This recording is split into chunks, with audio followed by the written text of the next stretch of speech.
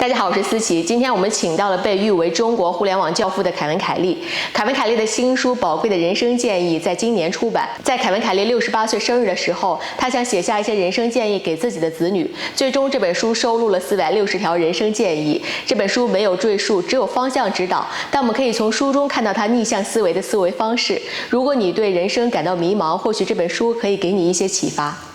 那我们现在有请凯文·凯利为我们凤凰周刊的网友们做一下自我介绍。Hello, I'm Kevin Kelly. I'm the co-founder of Wired Magazine, and I'm so delighted to be here with the Phoenix Weekly and to share with you some of my current ideas. Thank you for inviting me. Your new book provides very profound wisdom and unique perspectives on interplay of life, work, social relationships, and as well as self-awareness. So I will pick out some interesting ones to see if there's a story behind that. Okay, sure. Great.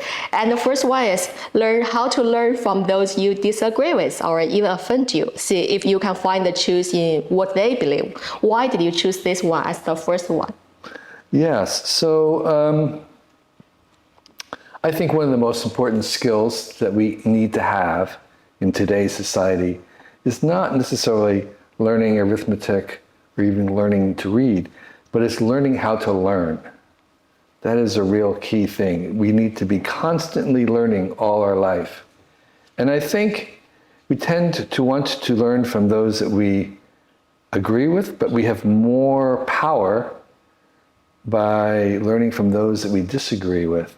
So I encourage people to try and go out from beyond what they agree with to go to where they don't disagree with, and there's more to learn there.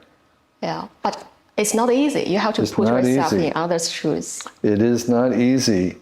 And I think it requires what I would call humbleness, which is another piece of advice. The more certain you are about something, the more likely you are going to be wrong about it. So we want to always understand that we're probably wrong about something. And I'm always kind of looking for where might I be wrong. And that kind of humbleness, I think, is very, very powerful, and it makes it easier to have a conversation with someone we disagree with. But sometimes people will mix humility and weakness. That's one of the things I say in the book is don't confuse kindness with weakness. Kindness is actually a sign of strength. When you're kind, you're actually being strong. People think you're being weak. No, it's the opposite. You mentioned that your intention in writing this book is to provide advice for your children. Do they take your advice in this instance?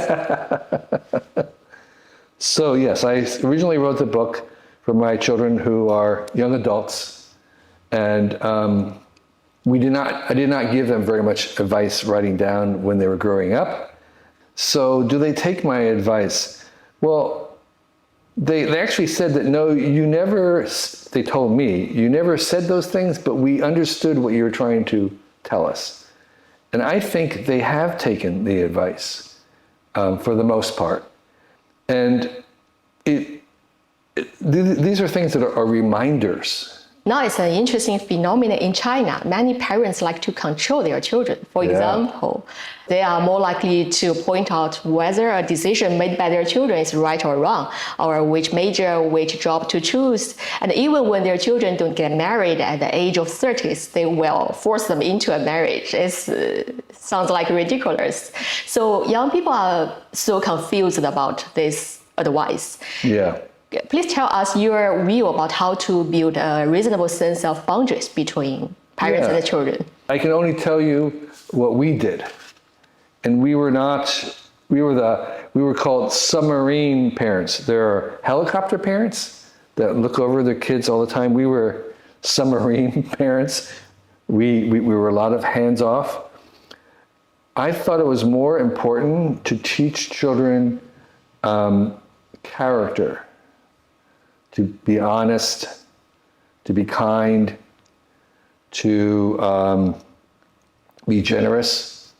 That was the most important thing, and that what they chose to do was not as important as long as they had that character. So that's where we spent our energy, was trying to develop their character and the qualities of being honest and of being mindful of others as a primary thing. And what they actually chose to do is not as important to us. So that was our method. Other parents may be different.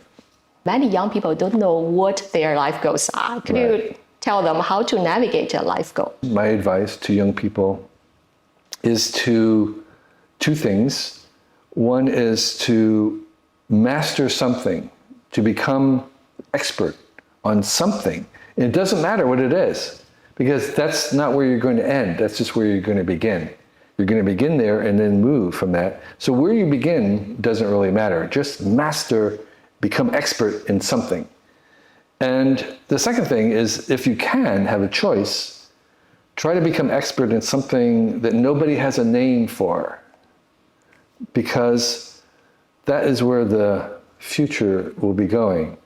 Those two things, become expert in something. If it's something that nobody knows what it is, that's good. And from that position, then you can, over time, get a better sense of what you're good at, better sense of what you're best at, and you can find that position that is best for you. So you're going to end somewhere different than where you began. And that's true for whoever you can think of.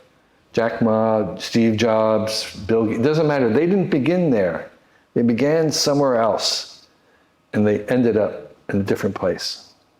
We live in a very competitive society. So how could we find the only way? You mentioned your book being the only one, not the best one. Right.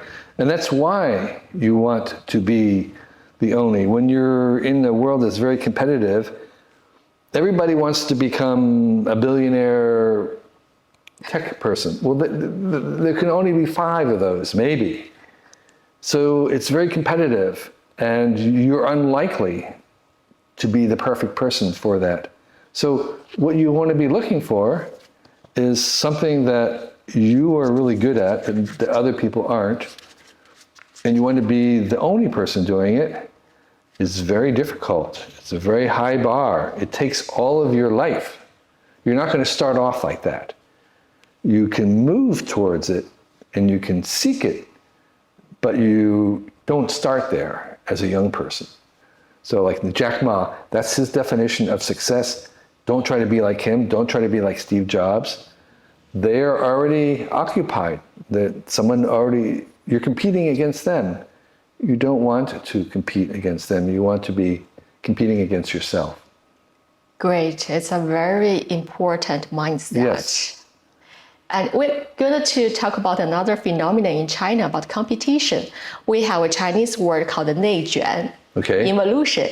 It means when putting more into something only results in getting less back. Right. But at the same time, there's an anti-involution movement called lion flight. Yeah, Tumping. So if you were them, any advice for them for this confusion? Yeah.